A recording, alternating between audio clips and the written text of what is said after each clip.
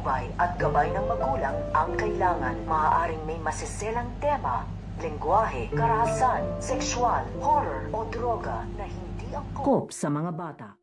So ito nga si Lucy ay matatagpuan na nga na dito itong ang kanyang asawa dahil muli nga ditong ginamit nito nga ni Lucy ang pag-alis nga nitong kaluluwa dito nga sa kanyang katawan upang hanapin nga dito ito nga si Darius dahil ganito nga rin noon ang kanyang ginawa upang matagpuan nga na dito kung nasan nga ito nga si Darius. Kaya ito nga si Lucy ay nagpasama na nga ito dito nga sa mga pulis upang sugudin na nga nila dito ito nga bahay na nasan nga ito nga daw si Para at ito nga si Darius. At sa pagpanik nga nito nga ni Lucy ay dito na nga niya makikita ito nga ang kanyang asawa na nakahiga nga ito at nakagapos dito nga sa isang kama at wala nga itong malay. Kaya pilit nga ditong ginigising nito nga ni Lucy itong ang kanyang asawa upang makuha na nga niya ito at maitakas na nga dito nga kay Para. So ito naman si Para ay bigla naman itong nagising dahil nakadinig nga ito ng ingay at titignan niya nga kaagad dito ito nga si Darius ko nandito pa nga daw ito sa kwarto.